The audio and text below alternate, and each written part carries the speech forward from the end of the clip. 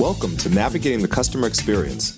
Want to improve your organization's customer service? Looking for insider tips to knock your customer socks off? Then you're in the right place. Here's your host, Yanique Grant. Welcome to Navigating the Customer Experience. On today's episode, our guest is Evan Siegel. Evan is a eGain's VP of AI, where he is developing the next generation of AI-powered conversational guidance. Prior to eGain, Evan held various customer experience and contact center leadership roles over 16 years at Wells Fargo, where he also established a financial health coaching team that was featured in the bank's annual report, brand advertising campaign, and ABC's Good Morning America. Evan is an active writer, speaker, with pieces published to the Financial Brand, BAI Banking Strategies, and an appearance on Bain & Company's Net Promoter Score podcast. Earlier in his career, Evan spent 10 years as a strategy consultant at EY, CSC Index, and Cap Gemini. So without further delay, sit back, plug your earphones in, and let's jump right into this conversation with Evan. Welcome, Evan. Thanks for having me, Yanique. Awesome. Now, Evan, we always like to give our guests an opportunity to share in their own words a little bit about their journey. So, as briefly as possible, just kind of give our audience a little bit about your journey, how it is that you got from where you were to where you are today. Yeah, it's been an interesting journey and unconventional. So just for a bit of context, I grew up in a family that owned a small business. Grandparents started it, father and uncle ran it. It was a garden center, retail business. Coming out of college, I kind of wanted to replicate that entrepreneurial experience. So it wasn't in your intro, but I actually started a painting company, a residential house painting company in Fairfield County, Connecticut, because there are big homes there. And I tried to do what is very popular now among MBAs. My business partner and I tried to bring marketing and business sophisticated to a traditionally unsophisticated business, the house painting business. We were quite successful. We grew to have 300 employees, 70 job sites at any one time. It was an Inc. 500 company back in the day. This is quite a while ago. But it was hard. Some of your listeners might be able to appreciate at that scale when you're the owner of a business and the product is something that the people watch being manufactured. Like you watch your house being painted. It's the most valuable asset. I found myself almost always dealing with angry customers, and that was kind of burning me out. So although the business was successful, I sold it and actually went to Stanford to get my MBA. Great experience, got me out to the West Coast. Out of there, you talked about my consulting experience, but where my experience at Wells Fargo really sort of got me deep at customer experience. I did two things there. One, and at Wells Fargo as a mega bank, everything is mega sized. So I ran a customer experience strategy team. Wells Fargo across the mortgage and retail bank at the time had approximately 70 million customers. And so my team and I, were figuring out what are the pain points those customers are experiencing. And we did it kind of old school. We read feedback and letters, and we categorized all the issues, and we picked issues to go fix, such as one of the issues we fixed was if you had multiple accounts, let's say a mortgage account, a home equity account, and a checking account, and you changed your address, people thought I could just tell one part of Wells Fargo and all would know. That wasn't the case. And it caused all kinds of extreme customer pain. So we fixed that. Then I went to the contact center where, again, everything's mega sized. 10,000 agents. My job was special projects, things like improving first contact resolution, which is, answering the issue at the first take. I had three tools in my toolkit. Coaching, because in contact centers, one-on-one coaching is the best way to drive change. Two is sort of pizza parties. It sounds silly, but everyone knows contact centers run on pizza parties. And the third thing is training. Unfortunately, and maybe some of your listeners can relate to this, those are kind of weak tools. People sort of forget the buzz there. So as I was looking, sort of what could I do to really structurally drive better change, I found this space of knowledge management, which helps frontline customer-facing personnel find the right answer at the right time in the right channel, which is what my current company, eGain, does. I said, this is a much better way. This is structural, it's elegant, it uses technology. So I retired from Wells. I'm aging myself a little bit. and I joined eGain to do a bunch of stuff, but it's proved out because I'll just do a sort of give you a magnitude of scale of the results that you get with technology versus not. At Wells Fargo, I was getting 1 or 2 percentage point improvement in first contact resolution, and we would celebrate that. Here, with sort of AI powered knowledge management and conversational guidance. We have a client, it's a, UK cell phone provider, same scale as Wells Fargo, 10,000 agents. We have gotten a 37% improvement in first contact resolution. They've Wow. improved their net promoter score, something I'm sure your listeners know about, by Hmm. 30 points. I mean, these are Wow. unimaginable results, right? So it just shows you how technology is the more elegant solution. And my joke is, if I had gotten those results at Wells Fargo, I undoubtedly would be CEO now. For sure. No doubt. So, Evan, tell us a little bit about eGain. You kind of mentioned it a bit in your overview just now, but just kind of give us a wider scale of what eGain does and why you created this business. And I know you gave us an example of a business that you work with in the UK, but maybe if you give us two examples of how you've been able to add value to your clients' businesses through this organization that you're now a part of. Yeah. So eGain, the sort of the simple way to wrap your head around it is we provide the right answer to the right person at the right time in the right channel. It's a trusted answer.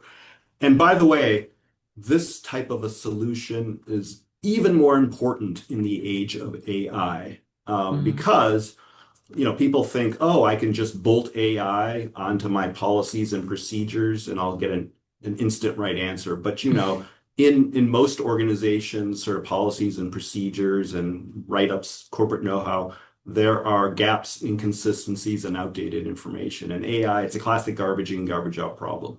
So Hmm. we, at the sort of knowledge level, the policy and procedure level, we make sure it's clean, up to date, pristine, in good shape. Then we also have best of breed search capabilities so you can find exactly what you're looking for. And then at the top layer, at the conversation layer, we really have also best of breed AI type capabilities that will reason, will give answers to people based on the knowledge base that's in there. And so the bottom line is we're an AI CX automation platform, customer experience platform. And that's how we're able to give those types of incredible results. The right answer, right person at the right time, trusted answers. And so another good example is I can name this example is the Veterans Administration. Hmm. They use us across the entire organization, both customer facing, the veterans, and Hmm. internal facing to answer questions of, and it's a complex use case because actually the largest healthcare provider in the US. So any Yeah. question about coverage, resolving an issue, eGain is a single stop to resolve that issue. And it's become ever more important in the age of sort of government shrinking. Um, and so, that sort of simple answer to complex questions, issue resolution, is incredibly valuable. And it allows you to give that first contact resolution result experience. It allows Hmm. you to automate, increase self-service for your company. We actually are proud to say that we're helping our clients reduce their overall cost of customer service upwards of 50% through that mix of you can send more calls to bots for self-service automation. You can help your team members who do answer questions, whether they be in a branch, in a field, in a home office, or in a contact center, answer the question, diagnose the issue more quickly on the first time. And then when you bring on new employees, you don't need to train them as much. Typical big companies, training might be 9 to 12 weeks for people that are customer facing. You can Hmm. shorten that. You don't need to explain to them how to do their job. The knowledge base, the conversational guidance that EI provides will tell a customer facing team member how to diagnose and resolve an issue just in time. So you can Hmm. shorten your training time by 50%. Many of our clients are shortening their training time by 50%. And even salt in things like, those humanistic parts that are, as you know, really important to CX, how to build a relationship with your customer. how to de-escalate a difficult situation. So these are all the things that we enable our clients to do to deliver that breakthrough customer experience and cost reduction result. Hmm. So I have two questions coming out of what you just explained AI does. The first one is you've explained that you're like a knowledge base. So how do you gather the data that you're dumping into this knowledge base for each company, that they have this central repository that they can get this access to this information? That's one. Yeah. And then you kind of touched on it just now when you said the humanistic part, because whereas, as you said, you can cut training time down by 50%, and I get that, that's brilliant. There's also the human component, as you mentioned, and unfortunately, I just don't believe that can be taught through a knowledge Yeah. base. I still Yeah. think you need some level of engagement because there's emotion, there's empathy. And yes, you can probably explain it through a video or a one paragraph or, however it is you depict it to them. But I do believe that people sometimes not just learn by reading or watching, but they learn by doing. So how do you close those gaps for those So let types me of start with your second opportunities? question first. Yeah, they're great questions. So, what I would say is we free up mind space of your Okay. customer facing person to do all that. Because instead of worrying, you know, let's take a bank example. Someone calls in and they say, "Oh, I'm a military person. I'm temporarily getting reassigned to Germany. I need my mail sent to this special thing." Like this is a corner case. This is a Hmm. rare customer issue resolution. So if an agent doesn't have the best knowledge and conversational guidance tools, they're spending all their mental time in how the heck do I solve this question, right? So we, through some AI, allow the how to ask the next best question. What's the questions I need to ask to diagnose that?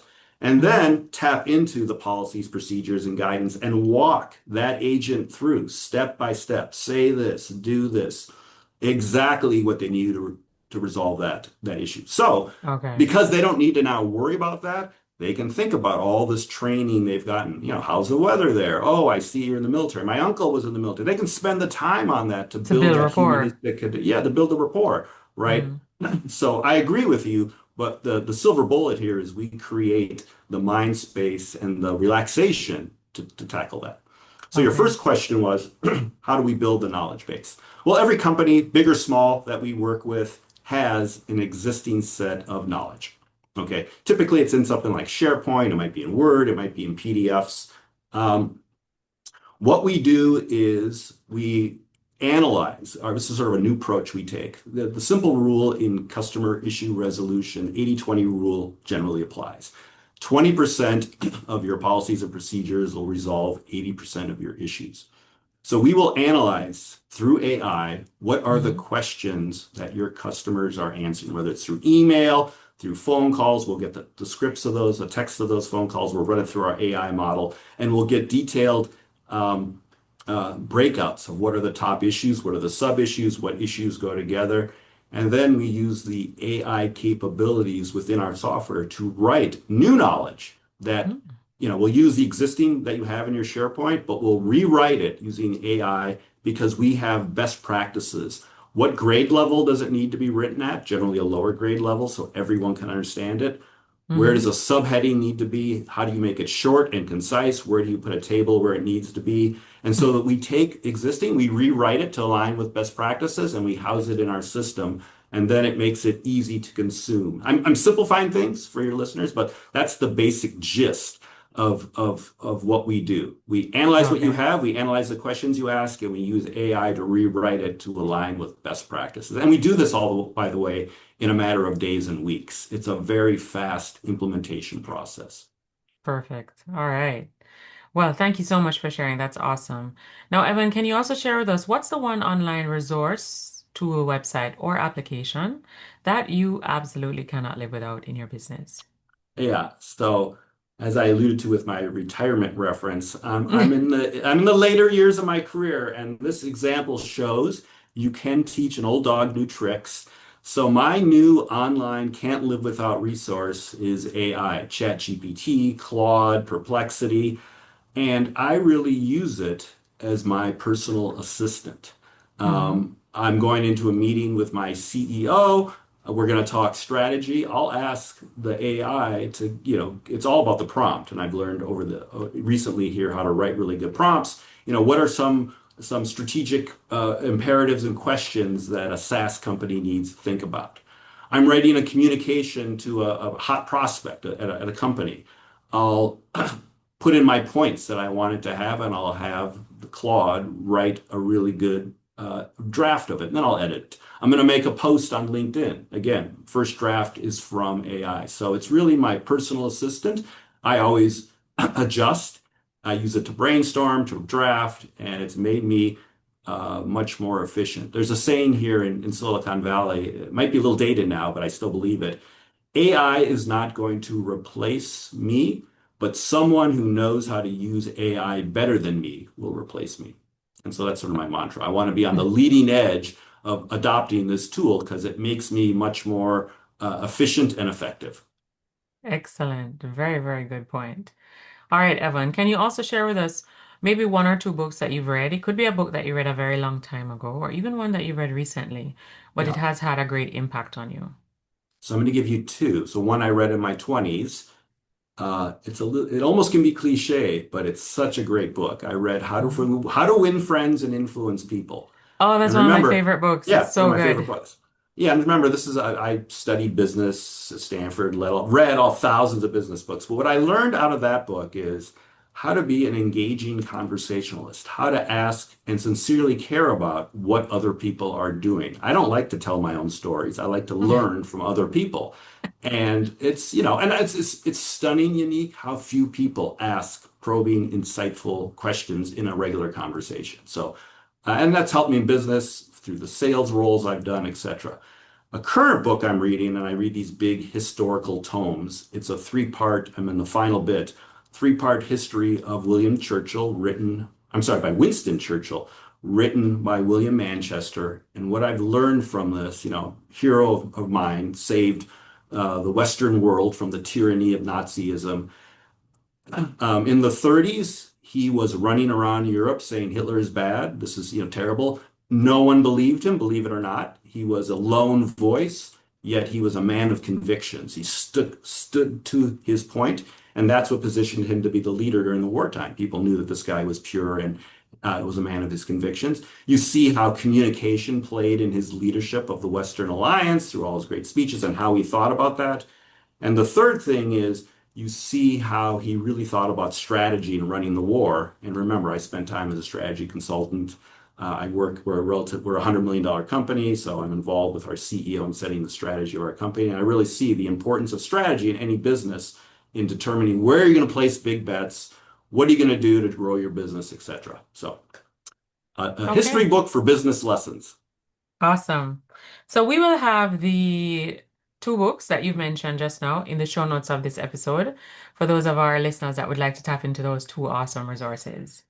All right. Now, can you also share with us, Evan, what's the one thing that's going on in your life right now that you're really excited about? Either something you're working on to develop yourself or your people. Yeah, I have sort of a mantra um, that I don't need to be the smartest person in a room, but I need to make the best decision coming out of the room. And so this is something I'm working on basically for my whole career. But I believe that when I face a difficult problem, when I'm trying to chart a growth opportunity, I get folks from across my team together. We have a whiteboard, we brainstorm, we hash it out, and then it's a sort of a collaborative approach. And out of that comes a great decision. And as I've sort of in the final lap of my career here, I've realized ego can be one of the most damaging things in business. And when you can check your ego, ask good questions of your team, listen generously, you come up with a way better answer than you alone sitting in a quiet room can generate. Very true. All right. Thank you so much for sharing. Now, as we wrap our episodes up, Evan, our listeners would have tapped into this episode and they're quite intrigued with you on your journey, and they would like to follow you online. Where's the best place that they can find you online?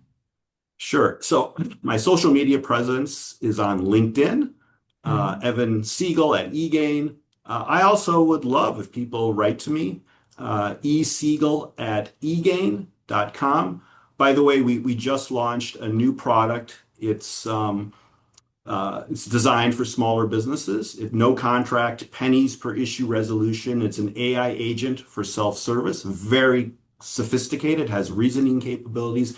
If any of your listeners wrote to me, we would give them the white glove treatment to help set them up, make sure their implementation of this is powerful. By the way, we also include a free trial period. So I would love for have your listeners write to me, ask their questions, or ask for a white glove treatment of this new AI agent for self-service. That's very cool. All right. Thank you so much for sharing. So we'll definitely have that information highlighted in the show notes so that our listeners can tap into that awesome resource that you've offered them.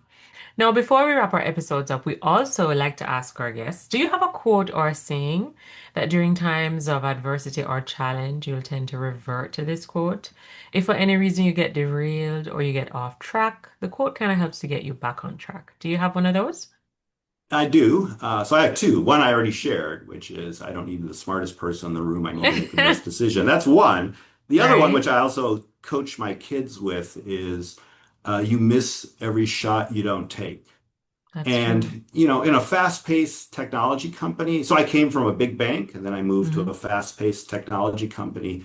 And the difference is here at a fast-paced technology company in the heart of Silicon Valley, we're constantly trying new things. It's like Hmm. we'll spend a day thinking about it and we'll just try it because we want to learn. We want to, take our shot and we fail fast and then we regroup and we learn from that experience. And I contrast that with working at a mega bank where super slow. You have to get 10,000 stakeholders to sign off on anything. You write Yeah. papers, you document everything, and then Hmm. you place your bet. And it still often fails, but the pace of change is so slow. So Yeah. I love when I'm in adversity is let's just try new things. Let's sort of experiment our way out of trouble because you miss every shot you don't take.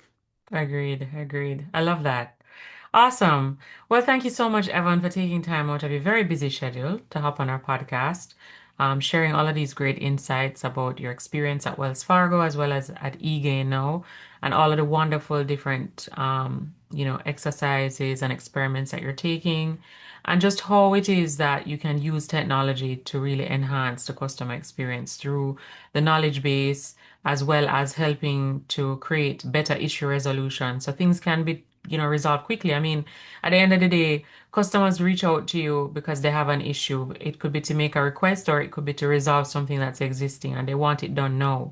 So the faster that happens is the greater you're able to gain their loyalty and trust and have them remain a long-standing client of your business. I'm sure you're making that a reality for many customers and your clients in their businesses. So thank you so very much.